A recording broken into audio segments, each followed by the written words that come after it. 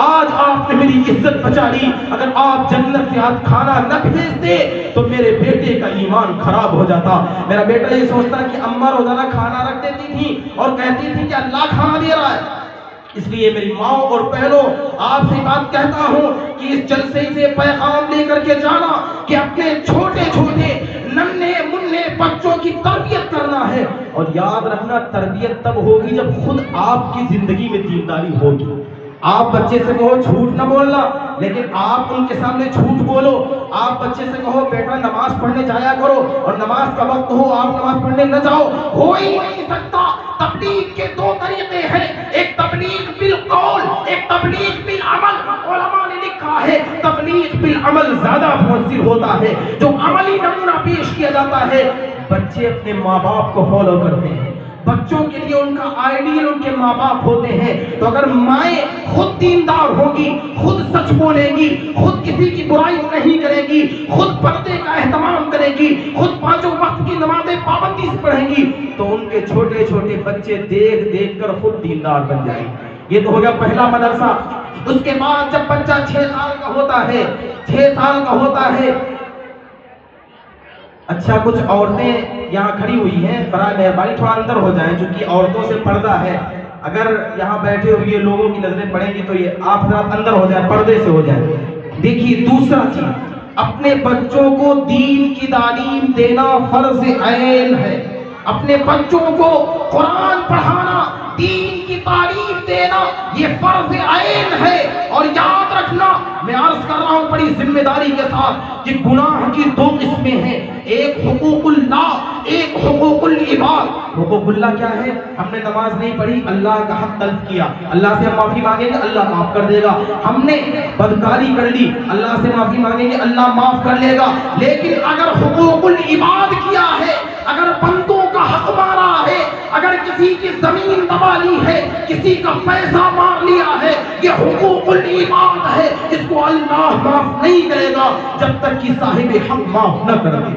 آپ نے کسی کا پیسہ مار لیا اور آپ اللہ کے سامنے توبہ کر رہے ہو, معافی مانگ رہے ہو, اللہ معاف نہیں کرے گا جب تک آپ اس کی زمین نہیں لوٹاؤ گے, جب تک آپ اس کا پیسہ نہیں لوٹاؤ گے, جب تک آپ نے جو اس کی چیز ماری ہے واپس نہیں کرو گے, اللہ معاف نہیں کرے گا. یہ اللہ کا قانون ہے.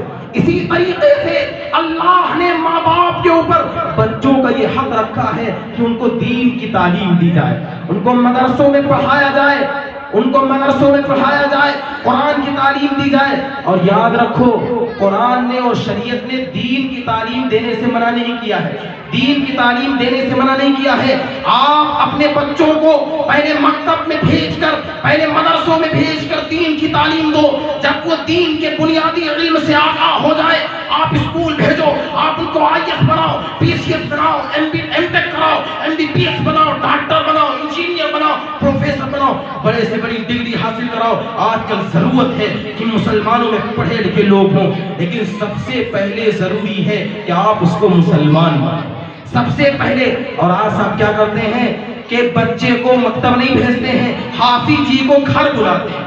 قاری صاحب آپ گھر میں آ کر کے 1 گھنٹہ پڑھا دیا کرو, باقی بچہ ہمارا شروع سے اسکول جائے گا. نہیں, قرآن نمبر 1 پر ہے, عصری تعلیم نمبر 2 پر ہے. اگر آپ دل سے قرآن کو نمبر 1 پر مانتے ہو تو بچوں کو مدرسہ بھیجو, انگلش کے لیے کسی ماسٹر کو ایک کوچنگ لگاؤ اور وہ ماسٹر تمہارے گھر پہ آ کے کوچنگ پڑھائے. نہیں, آج ہمارے مسلمانوں کے اندر سے مدرسوں کی محبت نکل چکی ہے. مدارس, یاد رکھنا, یہ مدارس دین کے قلعے ہیں. جب تک یہ مدارس باقی رہیں گے دین کا تشخص اور امتیاز باقی رہے گا. اگر یہ مدارس مٹ جائیں گے تو یاد رکھنا ہمارے بچوں کو مرتد ہونے سے کوئی نہیں روک سکتا ہے. اسلام ہی کے دم سے ہے, سرسبز و گلشتہ مٹ جائے گا چمن جو مدارس نہ ہو یہاں. مدارس ہی کے دم سے ہے. اور یہ بھی یاد رکھنا جس دن یہ علماء نہ ہوں گے, جس دن یہ مدارس نہ ہوں گے, ہمارا نکاح پڑھانے والا بھی کوئی نہیں ہوگا. جس دن یہ مدارس نہیں ہوں گے, یہ مدرسے نہیں ہوں گے, ہمارا نماز جنازہ پڑھانے والا کوئی نہیں ہوگا. ارے یہ علماء ہیں جو موٹا چھوٹا پہن کر اور بھوکا سوکھا کھا کر کم تنخواہوں میں گزر اوقات کرتے ہیں, لیکن آپ کے بچوں کے مستقبل کو تابناک بنانے میں مصروف ہیں.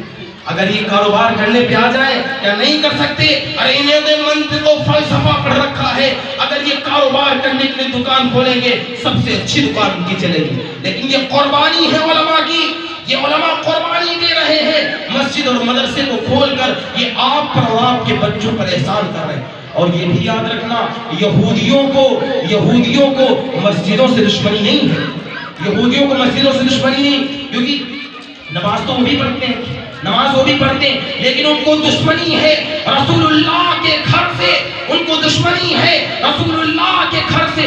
یہ جو مدرسے ہیں یہ رسول اللہ کے گھر ہیں، تو یہودیوں کو جو دشمنی ہے وہ رسول اللہ کے گھر سے دشمنی ہے. وہ یہ چاہتے ہیں کہ مدرسوں کو مٹا دیا جائے، مدرسوں کو ختم کر دیا جائے.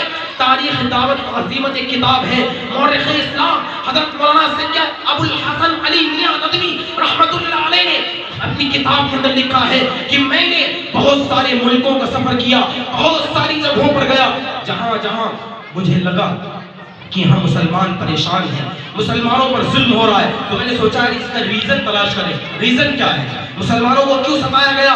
کہ مجھے بہت ساری وجوہات معلوم ہوئی، ان میں سب سے بڑی وجہ یہ معلوم ہوئی کہ جہاں جہاں پر مسلمانوں کو پریشان کیا گیا، جہاں جہاں پر مسلمانوں کو برباد کیا گیا، سب سے پہلے دشمن نے ان کو علماء سے کاٹ دیا، سب سے پہلے دشمن نے ان کو مدارس سے کاٹ دیا. جب مدارس سے مسلمانوں کا رابطہ ختم ہوتا ہے تو پھر دشمن ان کے اوپر حاوی ہو جاتا ہے. میرے محترم بزرگوں دوستو، اس لیے یہاں سے یہ پیغام پہنچا دو ان دشمنان اسلام کو، ان شر پسند طاقتوں کو، یہاں سے یہ پیغام دے دو کہ ہم مسلمان ابھی زندہ ہیں، ضرورت پڑے گی تو ہر چیز قربان کر دیں گے، جان مانگو جان دیں گے، مال مانگو مال دیں گے، ہم سے نہ ہو سکے گا، نبی کا چاہو جلا دے. ضرورت پڑی ہم مدرسے کے لیے جان دے دیں گے، ضرورت پڑی ہم مدرسے کے لیے اپنے اولاد کا نذرانہ پیش کر دیں گے، ضرورت پڑی ہم مدرسے کے لیے سب کچھ قربان کر دیں گے. لیکن نبی کے گھر پر کوئی آنچ آ جائے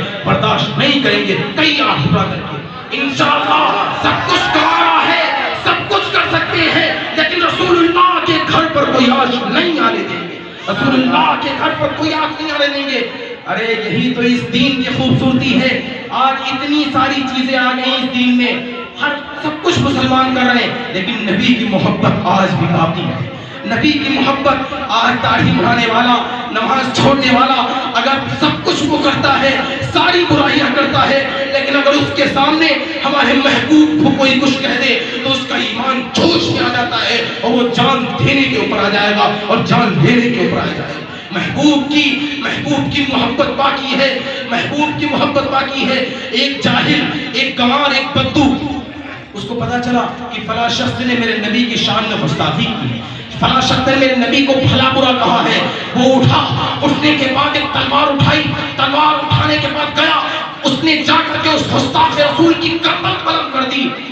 جج نے بلایا، جب کر کھڑے میں کھڑا کیا گیا، اس سے کہا کہ تم ایک مرتبہ یہ کہہ دو کہ جس وقت میں اس کا گلا کاٹ رہا تھا میں ہوش و حواس میں نہیں تھا. اس کے آنسو بہ رہے تھے اور وہ رو رہا تھا. کہہ رہا تھا یہ جج سن لے، میں ایک ہی مرتبہ زندگی میں ہوش میں آیا ہوں، جس وقت میں اس کی گردن قلم کر رہا تھا.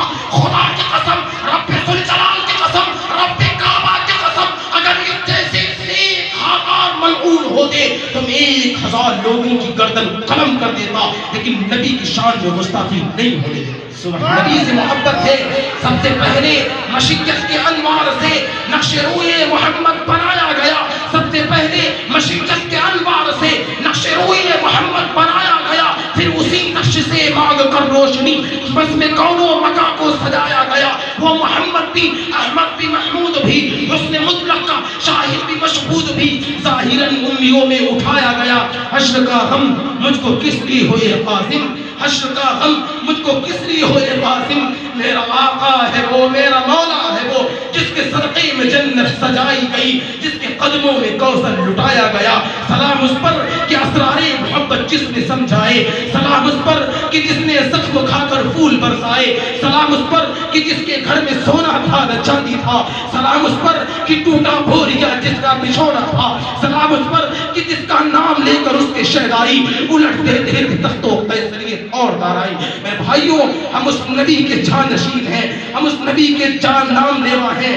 صحابہ کرام کہ نبی سے اتنی محبت کرتے تھے، اتنی محبت کرتے تھے کہ کبھی بھی نبی کے تھوک کو زمین میں نہیں گرنے دیا۔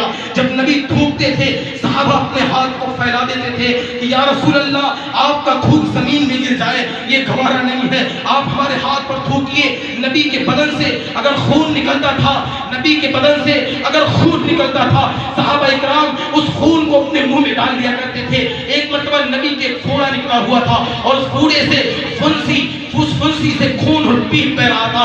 نبی نے ایک روئی لیا اور روئی سے اس خون کو پوچھ کر کے ایک صحابی کو دیا کہ جاؤ اس کو باہر پھینک دو۔ وہ صحابی گئے اور واپس آ گئے۔ نبی نے فرمایا کیا تم نے اس خون کو پھینک دیا؟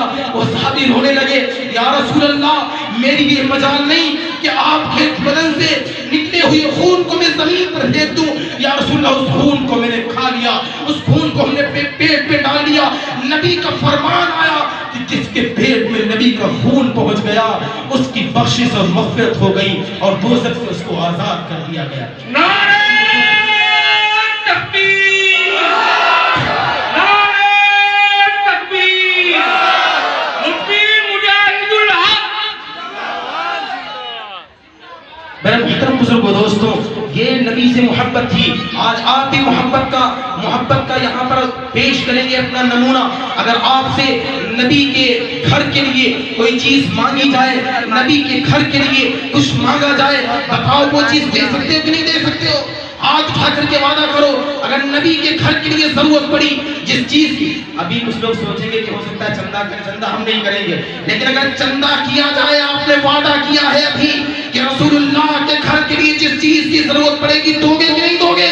بتاؤ ہاتھ اٹھا کر کے، رسول اللہ کے گھر کے لیے جس چیز کی ضرورت پڑی دیں گے۔ ارے ہم تو صرف مال دولت دینے کے لیے کہہ رہے ہیں۔ صحابہ وہ تھے جب نبی کا وصال ہوا، نبی کا انتقال ہوا، انتقال کی خبر ایک صحابی کے کان پہ پہنچتی ہے۔ وہ صحابی کہتے ہیں میرے محبوب اس دنیا سے رخصت ہو گئے، اور فوراً آسمان کی طرف آنکھیں اٹھاتے ہیں، کہتے ہیں اے اللہ یہ آنکھیں نبی کے دیدار کے لیے تھیں، یہ آنکھیں رسول کے دیدار کے لیے تھیں۔ جب رسول اس دنیا میں نہیں رہے تو میں یہ آنکھیں نہیں چاہتا ہوں ان آنکھوں کو چھین لیجیے۔ اسی وقت وہ نابینا ہو گئے۔ صحابہ وہ تھے جنہوں نے اپنی آنکھوں کو قربان کر دیا، اپنے اولادوں کو قربان کر دیا، اپنے جوان بیٹوں کو قربان کر دیا۔ اور ماں اور بہنیں بھی سنیں، یہ صرف مردوں کے لیے نہیں ہے کہ قربانی دینا۔ جب کچھ کہا جائے مدرسے کے لیے تو ماں اور بہنوں کو چاہیے ان کو بھی پڑھ کر تعاون کریں۔ ارے آپ اسما بنت ابی بکر کی روحانی اولاد ہو جو ایک اشرفیہ بھرا ہوا تھیلا تھا، روزے سے تھی، اور ایک منادی آتا ہے روزے کے افطار کا کوئی انتظام نہیں لیکن اللہ کے راستے میں پوری اشرفیہ خرچ کر دیتی ہیں۔ تو ہماری ماں بہنوں کے اندر وہ جذبہ ہونا چاہیے۔ وقت بہت کم ہے اور میں نے بہت ساری باتیں سوچا تھا رمضان المبارک کے متعلق بھی کچھ عرض کروں گا، اور اسی طرح سے میں نے سوچا تھا کچھ ماں باپ کے حقوق بھی بیان کروں گا، لیکن وقت بہت کم ہے اور اسی طرح سے وقت بہت زیادہ ہو گیا ہے۔ انشاءاللہ کبھی پھر موقع ملا تو یہ بہت سارے عناوین میں نے ذہن میں رکھے تھے کہ اس پر بھی بولنا ہے، اس پر بھی بولنا ہے، اس پر بھی بولنا، لیکن وقت بہت تنگ پڑ گیا ہے۔ کہتے ہیں کہ میں تھک جاتا ہوں اپنی داستان درد سے اختر، مگر میں کیا کروں چپ بھی نہیں مجھ سے